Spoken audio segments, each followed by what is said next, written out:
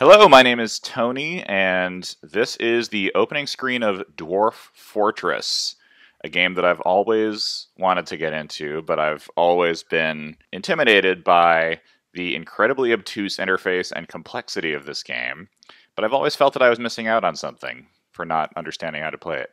But today, that's all going to change, because much like Luke Skywalker had the ghost of Obi-Wan giving him advice, I today am joined by the ghost of my friend Brian, who tragically died playing Dwarf Fortress, but today he is here with me. Hello, Brian. How are you? Hello, Tony. I'm good, and as you say, I've actually died many times playing Dwarf Fortress. So Brian is going to be essentially showing me the ropes of Dwarf Fortress today, and thus helping me to accomplish one of my lifelong goals. So, Brian, before we get started, could you just quickly give us a summary of what is Dwarf Fortress? Sure. Dwarf Fortress is it's a construction and management sim. I think I would say is an accurate description.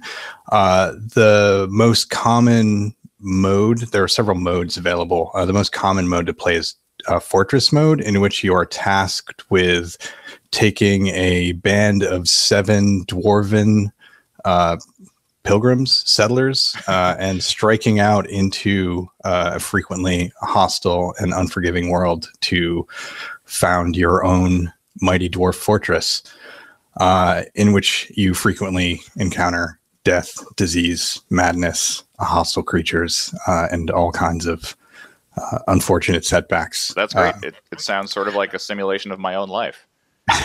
So...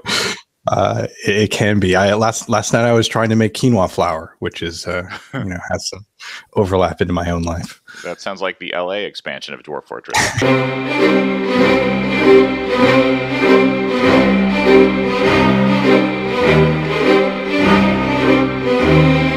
So this is the world being generated right now. I think it already finished generating the continents, the basic land masses. That's panning around the world. Now it is actually generating a history of your world. So you see the year ticker is going up, historical figures. So it's actually creating named entities and histories and activities that they have done for the first 60 odd years. And I believe for the settings we have, this will go up to 250 years of history. And later in your fortress, you'll actually find references to a lot of these historical figures. Like if your dwarves carve a particularly excellent, artifact, it will be engraved with images often of people from this list of historical figures. Look at what's here at the top: the jungles of confusing. Yes. There are 22,000 historical figures that have been created so far.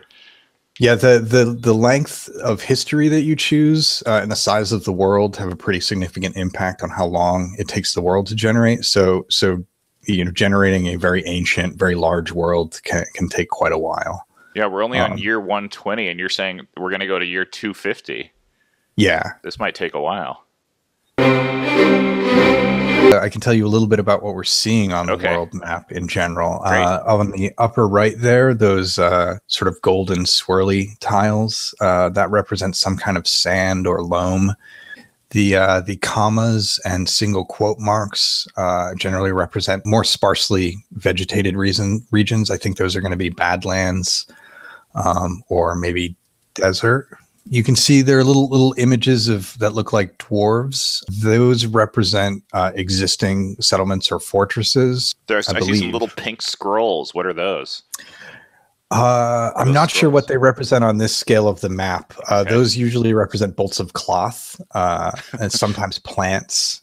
You'll see when we get into the game, a lot of the icons, since you have a very limited number of actual distinct tiles and an enormous number of things in this game, that most of them serve multiple functions. Yeah, we've already run into one of the things that has always been a stumbling block for me in Dwarf Fortress. You just said those could represent bolts of cloth or plants. Two entirely different things. Right now we're looking at the dwarven hillocks of Sazarukosh and the mint fields. That sounds like a very friendly place.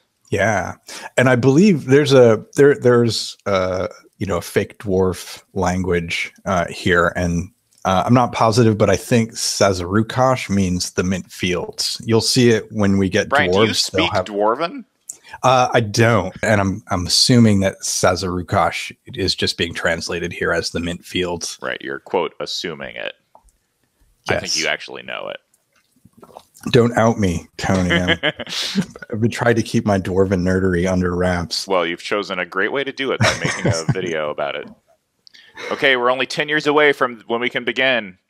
I have no idea where we should begin our fortress, Brian. What should I be looking for? All right. Well, for a beginner, I would definitely suggest finding a desired location. So you can see on the status or the command bar on the bottom, there's okay. F. I'm going to hit F.